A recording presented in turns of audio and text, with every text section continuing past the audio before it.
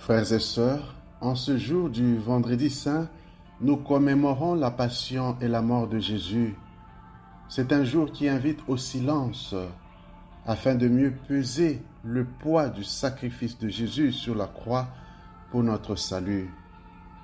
La crise actuelle du monde, avec des guerres dans plusieurs pays, assombrit davantage le climat de ce jour. Mais par-delà la tristesse que nous éprouvons à cause de la mort de Jésus et d'autres situations malheureuses, l'Église nous invite à croire en la victoire de la vie sur la mort, du bien sur le mal et de l'amour sur la haine. Car la croix de Jésus annonce déjà la gloire de sa résurrection d'entre les morts. La première lecture de ce jour provient du livre du prophète Isaïe au chapitre 52, du 13e au 15e verset, puis le chapitre 53 du 1er au 12e verset. Le prophète y parle aussi de la victoire. Par sa bouche, le Seigneur dit « Mon serviteur réussira, il montera, il s'élèvera, il sera exalté. » Il s'agit du serviteur souffrant qui subit outrages et mépris de la part des hommes sans pour autant se venger. Il se laisse faire, il s'humilie et les gens pensent qu'il est abandonné du Seigneur, châtié par lui. Telle est aussi l'attitude de Jésus, le serviteur souffrant par excellence, qui va subir toutes sortes d'humiliations sans protester et qui, grâce à son obéissance et à son amour jusqu'à l'extrême, sera exalté par son Père dans l'événement de la résurrection. La deuxième lecture est tirée de la lettre aux Hébreux, au 4e chapitre, du 14e au 16e verset, puis le 5e chapitre, du 7e au 9e verset. L'auteur de cette lettre nous montre que Jésus a vécu dans sa chair tout ce que peuvent vivre les humains, à l'exception du péché. Jésus a partagé les faiblesses des hommes. Il a pleuré face à l'angoisse de la mort, sans pourtant désespérer ni cesser de prier et de supplier son Père. Exaucé, il est devenu la cause de notre salut éternel. Jésus est donc capable de comprendre tout ce que nous pouvons éprouver en termes de souffrance ou faiblesse liées à notre humanité, car lui aussi est passé par la souffrance jusqu'à en mourir.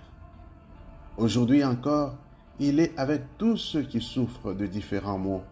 Il est spécialement proche de ceux et celles qui pleurent les leurs comme il a pleuré devant la mort de Lazare.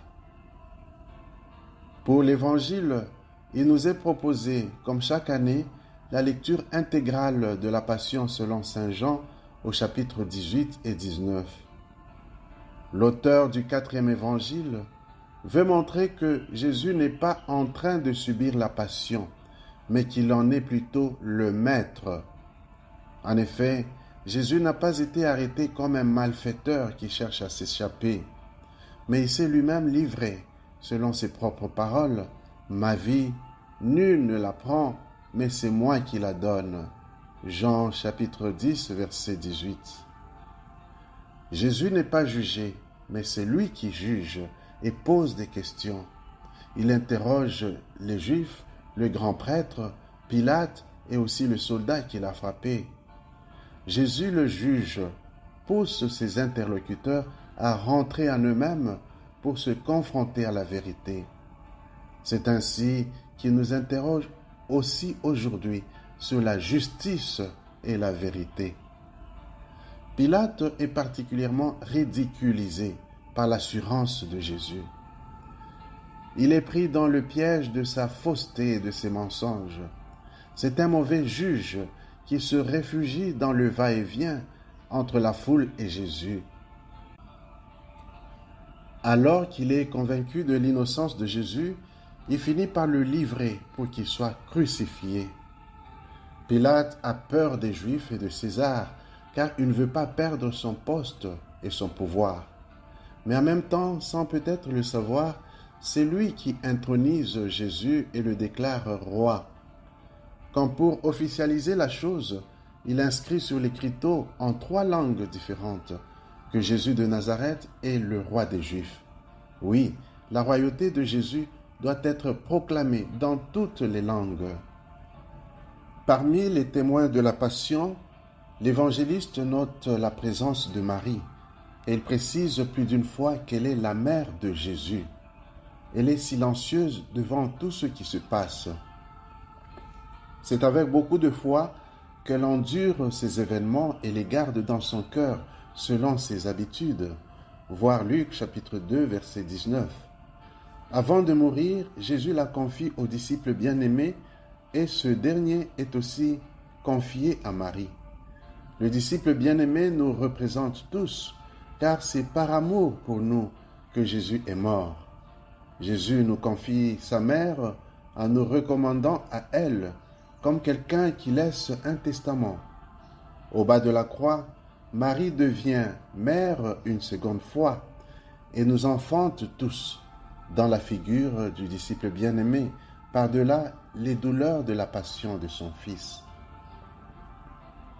Ce récit de la Passion se termine par l'entrée en scène de Joseph d'Arimathie et de Nicodème, qui se montrent au grand jour comme étant des disciples de Jésus alors qu'ils se cachaient auparavant. La Passion et la mort de Jésus leur obtiennent le courage d'affronter Pilate pour lui demander le corps de leur maître afin de l'enterrer dans la dignité et ainsi lui exprimer leur reconnaissance. Dans la Passion et la mort de Jésus, nous pouvons aussi obtenir beaucoup de grâce, comme Nicodème et Joseph d'Arimathie. Prions pour que le Seigneur Jésus nous guérisse de nos peurs et de nos faiblesses, alors que nous contemplons sa passion et sa mort. Puisse-t-il nous accompagner particulièrement en cette période de crise, afin que nous éprouvions la force de sa résurrection et la victoire de la vie sur la mort, du bien sur le mal et de la grâce sur le péché. Amen.